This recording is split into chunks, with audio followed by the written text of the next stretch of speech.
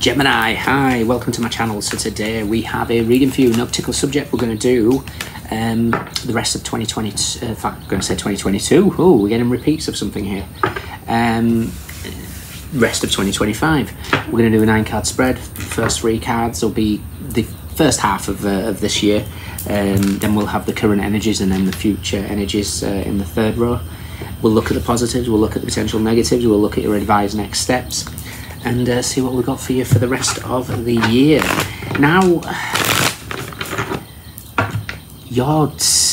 there was a clear words that came out for you guys in your pre-shuffle was angels versus demons. Who's going to win? Now, you know, could be literally our battle between our angel of the Kabbalah and the shadow energy of it. It could be Def Leppard, when love and hate collide. I have no idea, but there's something here. There could be an internal battle, external battle going on in your life. Whatever it is, let's see what's going on. Let's do one more. Okay, Gemini, thank you all, however you spot the channel. I'm distracted. Everything's in the description box. You know the drill, guys. Thank you. And so, first 6 months.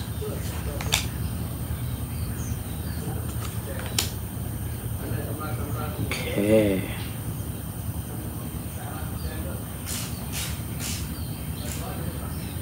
Interesting. I don't know who needs to hear this, but your surrender has been accepted. I don't know what that means, but your surrender has been accepted. Current energies. Oh, interesting.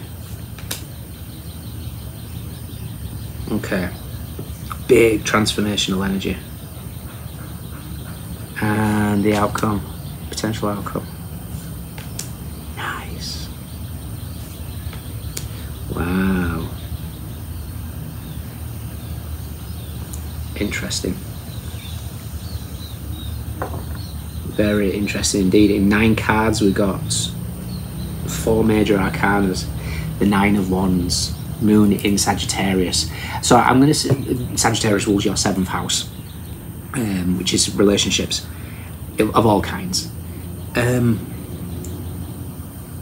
Something is heavy with regret, and there's a process that's going on here. A lot of stuff is being... Whoever this is, Gemini, whether it's you, whether it's another person, they need to recognise that they can't escape whatever this is. They can't escape mirrors. They can't escape... You know, this is literally... Mirrors are being placed all around this character. So they have to see something. It feels like, you know, powerlessness and an overwhelm, and I get the impression here it's been internalized, and you're being asked not to do that, or somebody's being asked not to do that. You can't avoid this. You can't attempt to rationalize this. You know, you guys you're ruled by Mercury, so you're going to try and rationalize it. And it's like your attempt not to rationalize, or like I said, this could be somebody else, but I'm going to talk to it as if it's you. This is at the point of trying to rationalize something, and then thinking to yourself, oh no, I need to do something different. And then you kind of look to the 6th house, Virgo energy, and you try and, you know, maybe bury yourself in work.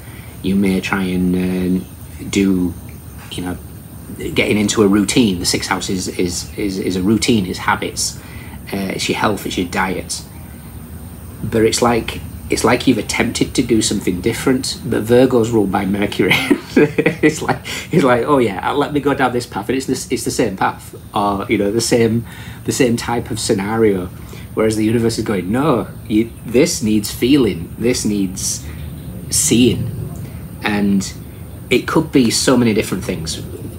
We start the first half of the year, we've got the Knight of Cups, the Ace of Pentacles, which looks really, really promising. And then we've got the Hangman. Now the Hangman feels stuck. And sometimes when the hangman's stuck, we need an energy to shift it here. Hangman is Piscean energy. Pisces is the sign of the shadow of martyrdom, of trying to help everybody. But it's also a card of surrender. And this gift from the universe, this kind of acknowledgement of surrender, is literally being given to you, or it's been given to somebody. When we surrender to a process, whether that's, like I say, I'll talk about it as if it's a person, but it doesn't have to be.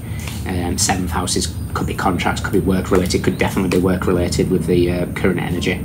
But whatever it is, it's like, you know, if this is work related, this is like, okay, I'm going to go through big changes in my life. I'm leaving that old world behind me, and then you do the same job just in a different company, and it's like there's no change. The universe is going, no, the whole idea is transformation, and it feels uncomfortable, and somebody here doesn't want to feel uncomfortable, and the universe is going, tough, it's going to feel uncomfortable. But the surrender has been accepted in whatever aspect that is. Current energies, the 8 of Pentacles, there's the Sun in Virgo. The 5 of Cups is in your center of your spread, and Death. Now, Death and the 5 of Cups are strong Scorpionic energy. It's transformation.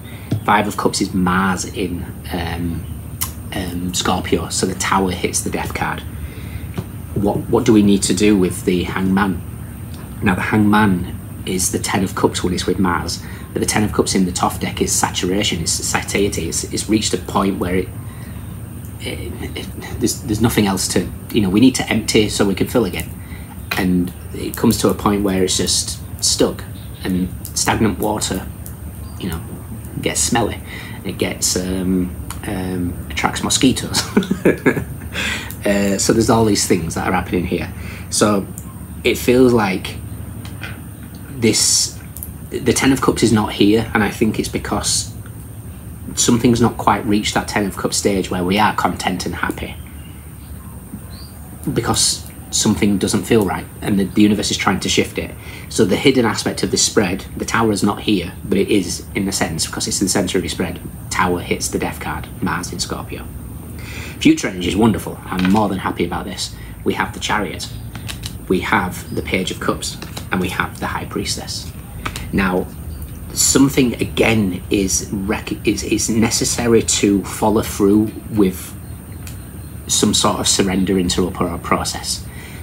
Again, if this is just an internal thing of how you maybe don't want to look at a certain aspect of yourself or of another person, maybe, you know, sometimes we can be so desperate to see the good in people, shadow Pisces, we just don't want to see it, and the universe is saying, you're gonna see it, we're gonna show you.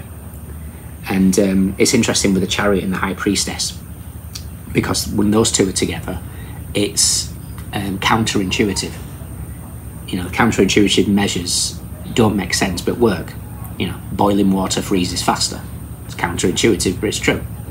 Sometimes we have to let something go for either to energetically clear so we can invite something new, or we'll let it go, and if it's for us, it returns.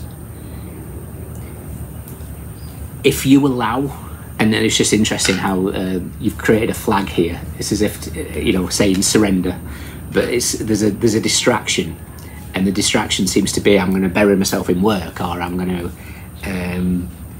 you know, we've got on her phone is 11:11. I don't know how close you can see that. Can you see it, guys? This could be you know, just trust in synchronicity, just trust in the flow. But Death is here. Hangman and Death is the next stage. Stage after that is the angel of the Kabbalah, rather than the devil. The future energy is the Chariot. Now the Chariot is,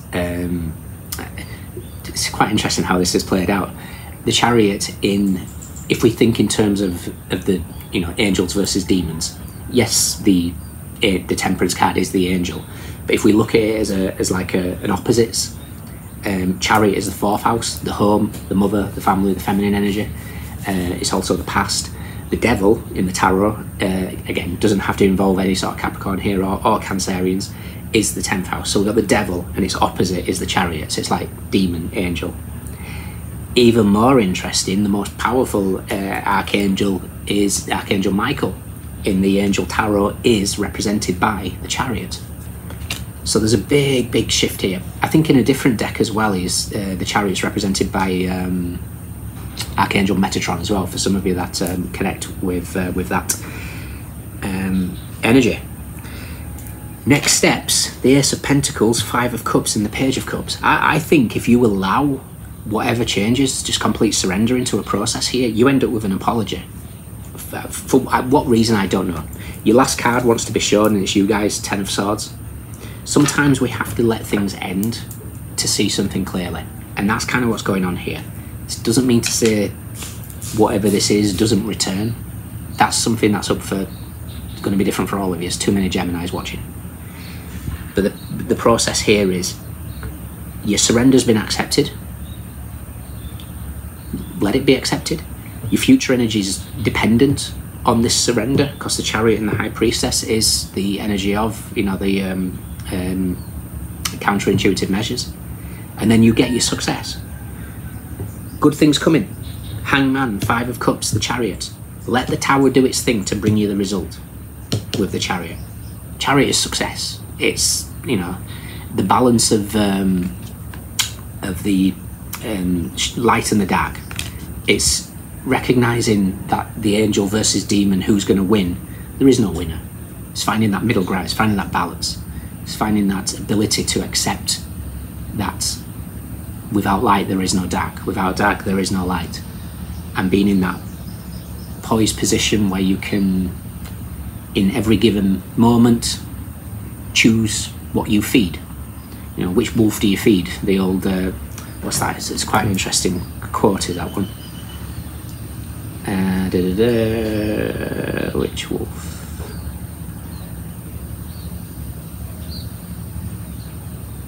Yeah, once upon a time there was a grandfather who told his grandson, "Grandson, there are 2 wolves inside of me.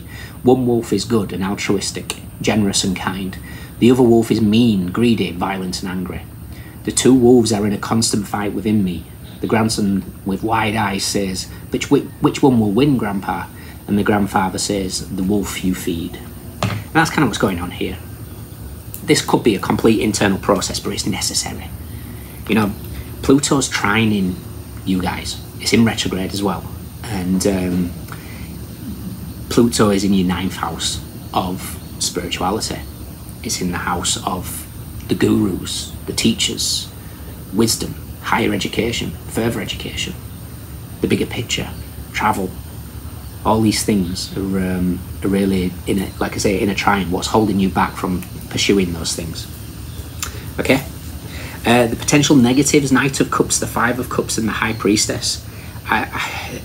It just reminds me of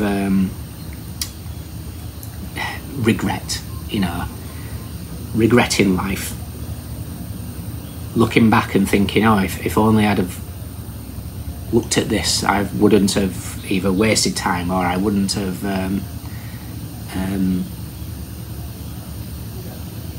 accepted a situation that wasn't for me. Now, I'm not saying the work's not for you, I'm not saying the person's not for you, but there's a clear mirror that's being shown that you need to look at. Otherwise the universe will just make the mirror bigger and bigger and bigger and bigger, until, you know, something happens and then you come across as the crazy one in a situation. Okay.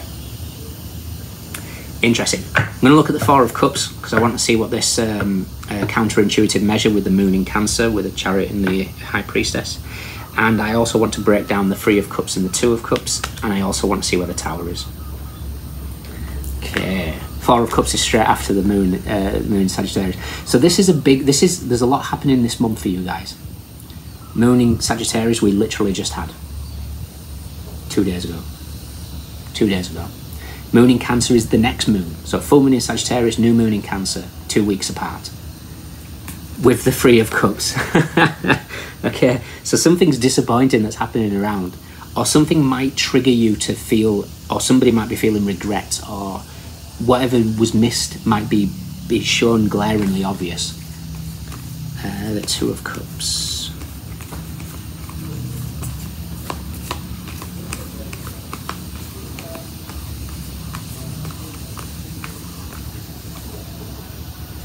See, I told you, the Ten of Cups is with the Ten of Wands and the Six of Swords. Sometimes you've got to leave stuff behind. The Ten of Wands is, when look at that, it's just a burden, carrying unnecessary stuff.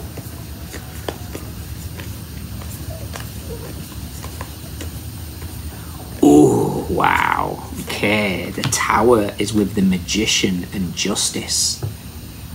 Okay, interesting. There's divine intervention here. Justice is being served. In what context that is, and what side of the balance you are, whether this is shadow or light, angels and demons, whatever it is getting desperately shown here. The Tower can't be stopped with the Magician and the Justice card. It's Mercury and Venus. It could be legal battles. It could be communication. Shadow aspect of the Magician is deceit, sneakiness. Just want to see where the Devil is. But the Devil's the Devil.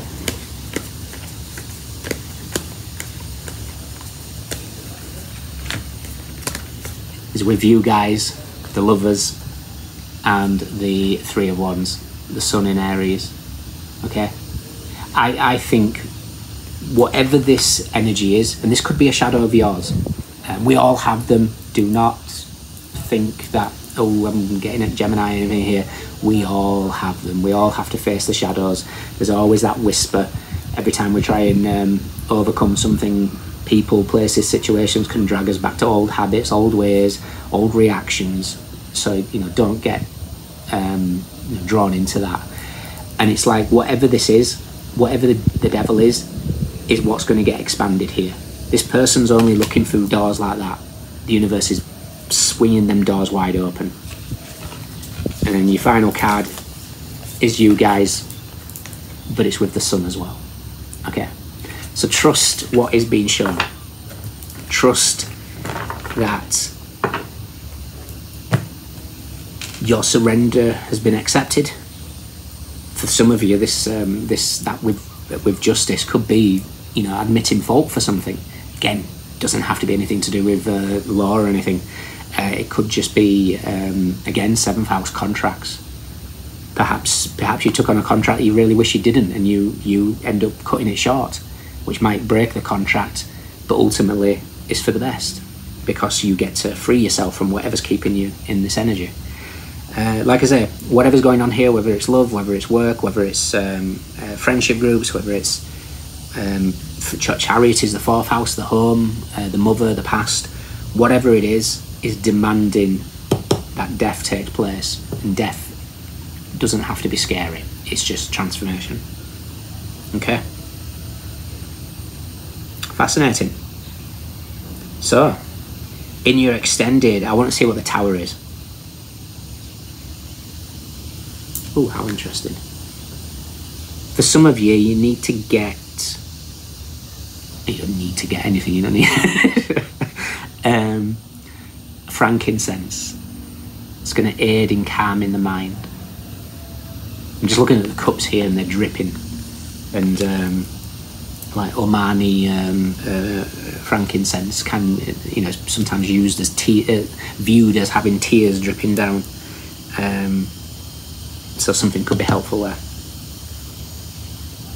Interesting. So we're going to check out the Tower, what we know, what we don't know, recent past advice and potential outcome. If you can join me, fantastic. If not, let me know if it resonates. We have Pisces, we have Sun in Virgo, we have Mars in Scorpio, Cancer, Pisces, Moon in Sagittarius, Moon in Cancer, Mercury in Cancer. This is all happening now. Like literally now. This disappointment, this hiding, this not looking at whatever it needs to be looked at is happening now. Moon in Sagittarius just had. Moon in Cancer coming up. Mercury in Cancer, it's where it is now. It's where Mercury is. So it's like Page of Wands. I think there's a message coming that's going to maybe kickstart something. Okay?